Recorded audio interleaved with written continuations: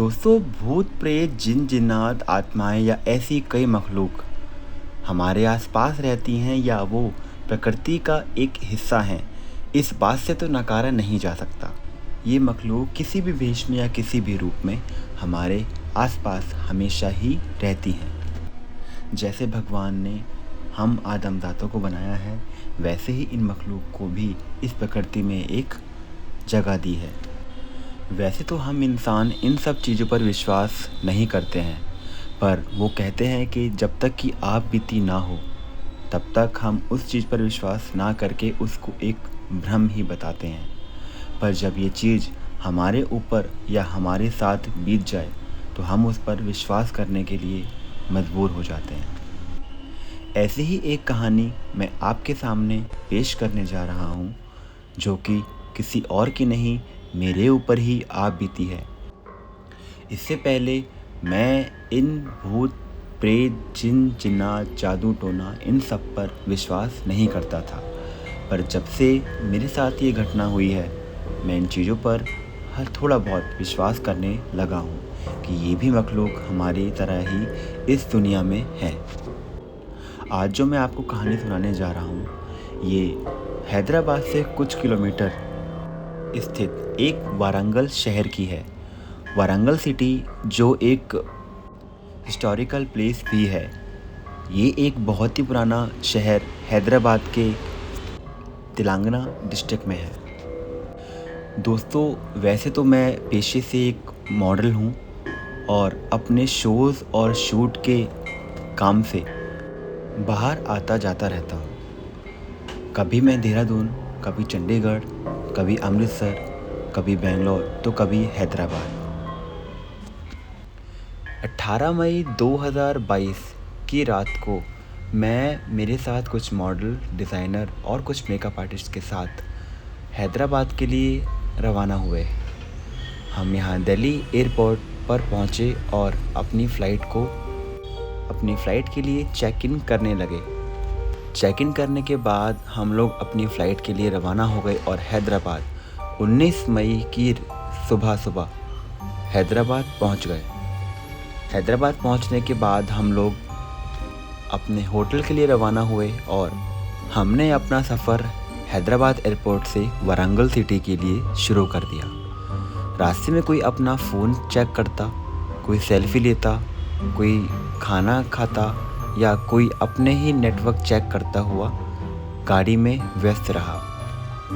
चलते चलते कुछ ही दूरी पर हमने अपनी गाड़ी को रोककर कुछ रिफ़्रेशमेंट लेने का सोचा और वहाँ पर कुछ रिफ़्रेशमेंट लेकर हम लोग वापस गाड़ी में अपने सफ़र के लिए रवाना हो गए। कुछ 4 या 5 घंटे का सफ़र तय कर हम लोग वारंगल सिटी पहुँच गए और अपने होटल में चेक इन करने लगे। अपने अपने रूम में चेक इन करने के बाद हम लोग थके हारे ऐसे के ऐसे ही वहाँ पर सो गए। किसी का सामान कहीं पड़ा है और किसी का सामान कहीं पड़ा है। सबने फ्रेश होकर के अपने अपने बिस्तर को पकड़ लिया। कुछ देर बाद हम लोगों के गेट पर एक आवाज़ आई, सर नॉक नॉक सर, आपका रिफ़्रेशमेंट रेडी है, प्लीज़ आप रिफ़्रेशमेंट ले लीजिए। हम लोगों की आंख खुली और हम लोग फ्रेश होकर के रिफ़्रेशमेंट लेने के लिए अपना ब्रंच के लिए रेडी हो चुके थे। हमने अपना ब्रंच फिनिश किया। ब्रंच करने के बाद हम लोग फिर अपने अपने शो के लिए तैयारियों में जुट गए। तैयारियों के बाद हम लोग शाम के 6 बजे अपने अपने वेन्यू के लिए निकले और अपने शो में व्यस्त हो गए।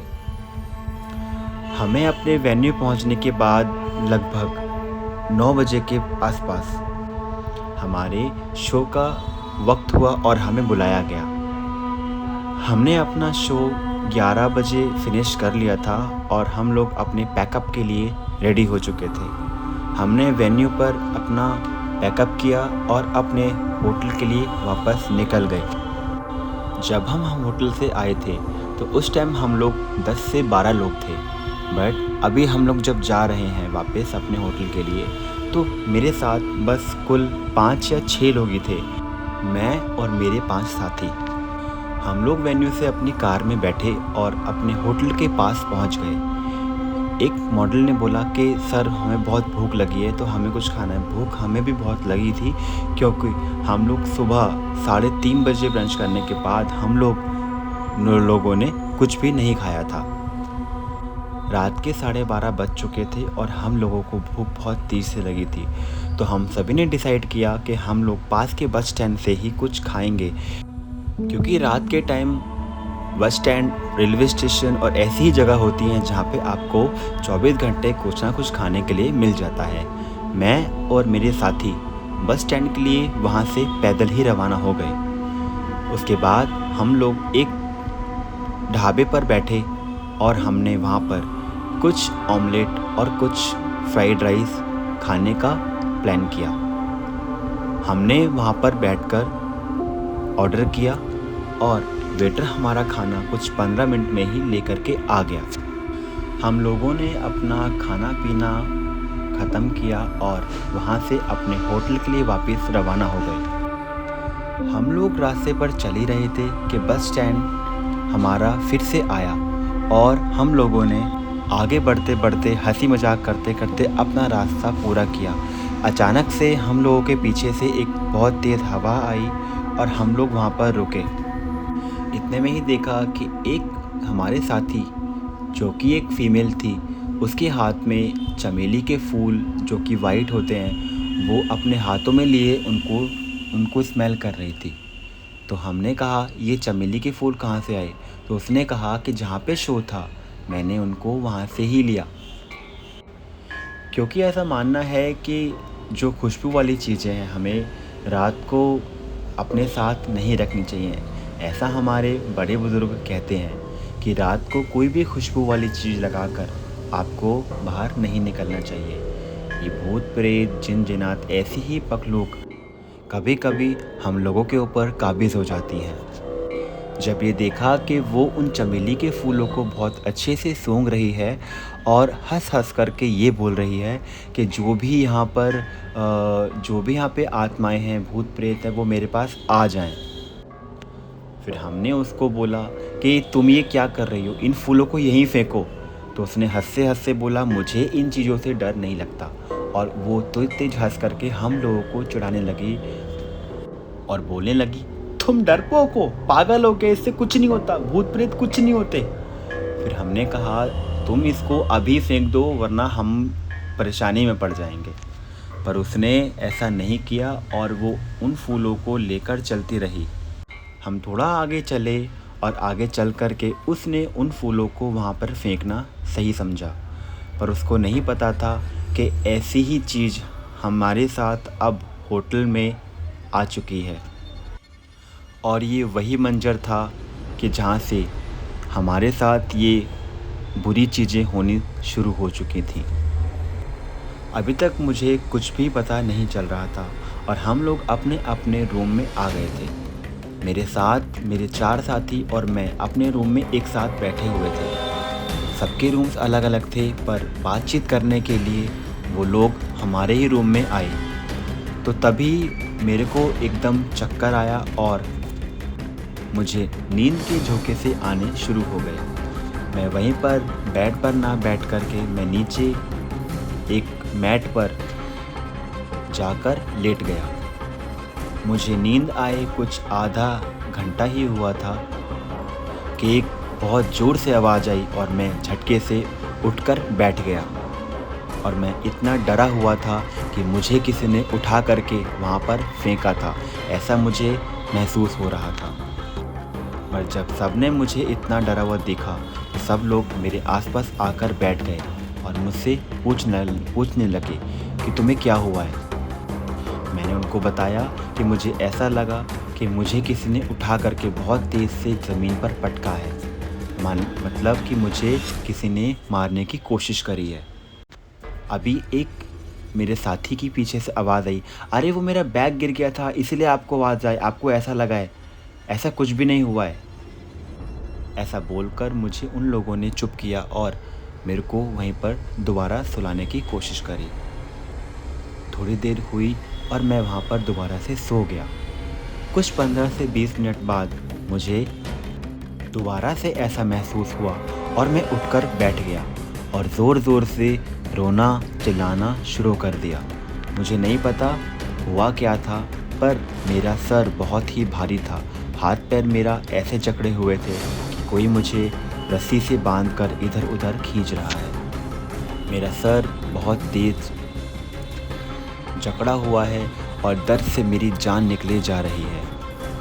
कुछ देर बाद कोई जब मुझे इतना हिला रहा था और मुझे डरा रहा था, ऐसे ही कुछ आधे घंटे बाद मेरे को रोना आना स्टार्ट हो गया। मैं ज़ोर-ज़ोर से रोने लगा और मैं ये बोलने लगा कि मुझे छोड़ दो, मुझे छोड़ दो। स्टेला नाम की मेरी एक साथी ने तभी अपने पर्स से एक इत्र की बॉटल निकाली और मुझे सूंघाना स्टार्ट कर दी। वो इत्र की बोतल कहा जाता है कि एक अच्छे माने हुए मौलवी जी की थी। जब जब वो मुझे इत्र सूंघाया जा रहा था तो वो इत्र में से ऐसी खुशबू आ रही थी कि जैसे कि एक नेल पेंट की खुशबू होती है। पर जब मैंने उनको ये बताया कि मुझे नेल पेंट क्यों सूंघा रहे हो, तो उन लोगों ने ज़ोर से हंस के बोला, ये नेल पेंट नहीं है, ये तुम्हारे जाने की तैयारी है। तुम यहाँ से चले जाओ, तुम जो भी हो तुम यहाँ से चले जाओ। ऐसा स्टेला ने बोला। उसके बाद स्टेला ने मेरे हाथ पैर पकड़े और मेरे सर को पकड़कर ज़ोर से हिलाया और बोला, कौन हो तुम, कौन हो, इसको परेशान क्यों कर रहे हो। उसके बाद उसने मुझे वो दोबारा इत्र सूंघाया। फिर मैं बेहोश होकर वहीं पर ही सोने लगा। इतनी ही देर में होटल की तीसरी मंजिल से एक और आवाज़ आई। कोई बता रहा था कि वहाँ पे एक लड़की पागलों की तरह हरकत कर रही है और कभी वो अपने रूम में नाचती है, कभी वो ज़ोर ज़ोर से हंसती है और वो दूसरों को डराने की कोशिश करती है। इतने में ही जो मेरे रूम में लोग थे, मेरे साथी थे, 2 लोगों को छोड़ करके बाकी वो सारे लोग उसको देखने के लिए वहाँ के लिए बढ़ गए। इतना सुनकर पूरे होटल में अफरा तफरी मच गई। सब डर के मारे कोई अपने घर पे फ़ोन लगाकर ये बोलता कि मैं यहाँ पर ठीक हूँ, तो कोई ये बताता कि यहाँ पर कुछ भी ठीक नहीं है। मेरे साथियों ने मेरे घर पर कॉल कर कर ये बताना सही नहीं समझा, क्योंकि रात का वक्त था, सब लोग इतने डर जाते और कर भी कुछ नहीं पाते। तो उन्होंने किसी को भी ये बताया नहीं और सुबह होने का इंतज़ार किया। अभी कुछ देर हुई थी और उस लड़की का हरकत करना अभी भी ख़त्म नहीं हुआ था।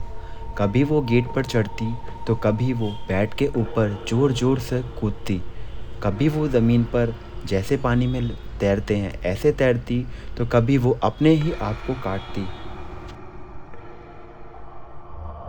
अभी अपने रूम के गैलरी के सामने ऐसे ही चल रही थी और सब लोग अपने रूम में डरे हुए उसको देख रहे थे।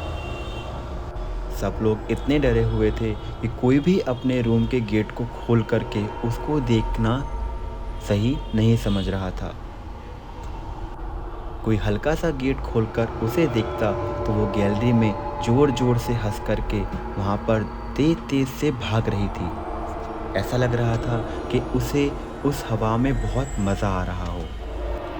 कुछ ही देर बाद 2 लोग मेरे रूम में वापस आए और देखते हैं कि मैं ज़ोर ज़ोर से दोबारा से रोने लगा हूँ और अपने आप को ही काटने लगा हूँ। मेरा एक साथी मुझे अपनी गोद में बिठाए हुए यही कोशिश कर रहा था कि मैं जल्दी से ठीक हो जाऊं, पर मेरी हालत और ज़्यादा बिगड़ती जा रही थी। मुझे ऐसा लग रहा था कि किसी ने मुझे रस्सियों से बांध रखा है और ज़ोर ज़ोर से वो मुझे मार रहा है।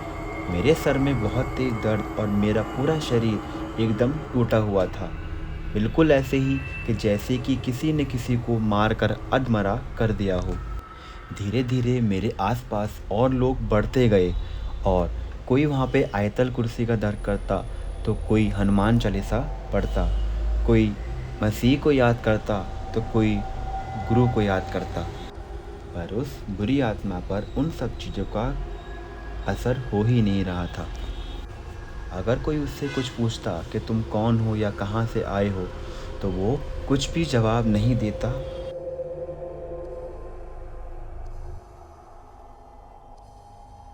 ऐसे करते करते और मुझे रोते हुए सुबह के 7:30 बज चुके थे।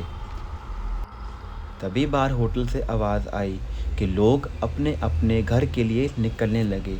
मैं और मेरे कुछ साथियों को छोड़ करके और कुछ होटल में गेस्टों को छोड़ करके वहाँ पे पूरा होटल सुबह ही खाली हो चुका था। किसी ने भी वहाँ पर और रुकना सही नहीं समझा।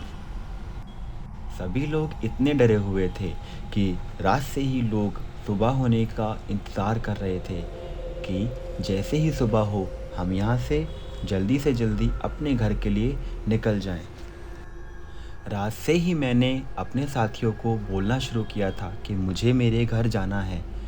मैंने ऐसी ज़िद की हुई थी, तो मुझे सभी लोगों ने ये कहकर रोका कि हम रात को यहीं रुकेंगे, हमारा रात को यहाँ से जाना बिल्कुल भी ठीक नहीं है। और इसीलिए सभी लोग सुबह होने का इंतज़ार करने लगे। अभी सुबह के 9 बज चुके थे और लोग अपने अपने घरों के लिए निकलना शुरू हो चुके थे। तभी हमारे रूम पर एक इंसान आया और बोला कि आपका ब्रेकफास्ट रेडी है, आप लोग ब्रेकफास्ट कर लीजिए। मेरे सभी साथी मुझे लेकर नीचे ग्राउंड फ्लोर पर रेस्टोरेंट में चले गए और हम लोगों ने वहाँ पर ब्रेकफास्ट करना शुरू कर दिया। ब्रेकफास्ट करने के बाद हमने तभी अपनी कैब बुक करी और अपने घर पर जाने का सोचा। अभी मेरी हालत ठीक नहीं थी और मेरे सर में बहुत तेज़ दर्द और पूरी बॉडी अकड़ी हुई थी। उसके बाद मेरे एक साथी ने तभी आकर बोला, हम आज कैसे जा सकते हैं, हमारी फ़्लाइट तो कल की है ना, हम तो आज नहीं जा सकते हैं। तो सब लोगों ने यही कहा कि किसी तरह अगर हम लोग आज जा सकते हैं तो कृपया ऐसा करने का सोचें। अभी ऐसा करते करते दोपहर के 3 बज चुके थे और हमारे यहाँ से जाने का अभी कुछ पता नहीं था। कुछ ही देर बाद हमारे साथियों में से एक साथी ने बोला कि नहीं नहीं, आज हमारा जाना किसी भी तरह पॉसिबल नहीं है, क्योंकि हमारी फ़्लाइट कल की है और हम उस फ़्लाइट को कैंसिल नहीं कर सकते। अगर हमने ये फ़्लाइट कैंसिल करी तो हमारे को दोबारा फ़्लाइट नहीं मिलेगी। उसके बाद सभी ने आज और रुकने का प्लान किया। उसी रात ये बताया जा रहा था कि रात को उस शो की सक्सेस पार्टी रखी गई है। मैं अपने रूम में लेटा ही था और मेरा एक साथी मेरे पास बैठा हुआ था। उस साथी ने मेरा 1 मिनट भी साथ नहीं छोड़ा। मेरी हर परेशानी में वो हमेशा मेरे साथ ही रहा। और उसके बाद एक गेट पर हरकत हुई और ये कहा गया कि आपको नीचे बुलाया गया है। उसके बाद हमारे और साथी भी रूम में आए और उन्हें बताया कि नीचे पार्टी के लिए अरेंजमेंट है, तो हम सबको नीचे बुलाया गया है। सब लोग पार्टी में जाने के लिए तैयार होने लगे और मुझे भी तैयार होने के लिए बोला, पर मेरी हालत वो नहीं थी कि मैं अपना ड्रेस चेंज करूं और नीचे जाऊं। तभी वो लोग मुझे अपने साथ ऐसे ही उसी ड्रेस में नीचे लेकर गए और मुझे जाकर बिठा दिया। उन लोगों ने एंजॉय किया और मुझे भी अपने साथ एंजॉय करने के लिए बोलने लगे। पर इस वक्त भी मेरा सर इतना फटा जा रहा था, इतना दर्द था कि मैंने पार्टी में बिल्कुल भी आनंद नहीं लिया, ना ही कोई भी दिलचस्पी ली। उस रात सब लोग अपनी पार्टी में व्यस्त थे और मैं यहाँ पर अपने दर्द से परेशान था। सब लोगों ने मेरे को बहुत ही ज़्यादा पैम्पर करने की कोशिश करी। सब लोगों ने मेरे आसपास रहकर मुझे मेरे दर्द को कम करने की कोशिश करी, पर मेरा दर्द कम होने का नाम ही नहीं ले रहा था। उसके बाद सब लोग मेरे साथ ऊपर आए और अपने अपने रूम में सोने के लिए चले गए। मेरे पास मैं और मेरे 2 साथी सोए। उन्होंने रात भर मेरी निगरानी करी कि मुझे इस रात भी कोई ऐसी परेशानी नहीं हुई ना हो। उस रात मुझे अच्छे से नींद तो नहीं आई, पर बेचैनी मेरी बढ़ती जा रही थी। ऐसे ही सोते जागते हमारी वो रात गुजर गई और अगले दिन की सुबह आ गई। आज के दिन हमें अपने घर वापस जाना था और हमें एयरपोर्ट के लिए किसी तरह 12 बजे वहाँ से निकलना था, क्योंकि हमारी शाम की फ़्लाइट थी और एयरपोर्ट वहाँ से लगभग 6 से 7 घंटे का रास्ता था। अभी सुबह के 10 बजे थे और हम लोगों ने अपने अपने बैग को पैक करना शुरू कर दिया। लोगों ने मेरा बैग भी पैक किया और मेरी ड्रेस चेंज करने के लिए भी बोला, क्योंकि मेरे कपड़े 2 दिन से चेंज नहीं हुए थे। तो मेरे साथियों ने मेरा ड्रेस चेंज करने के लिए बोला और कहा कि तुम बाथरूम में जाओ और अपना ड्रेस चेंज कर लो। मगर मैं इतना डरा हुआ था कि मैं अकेले बाथरूम में नहीं जा सकता था। तभी मैंने वहीं पर अपना ड्रेस चेंज किया और मैं तैयार होकर खड़ा हो गया।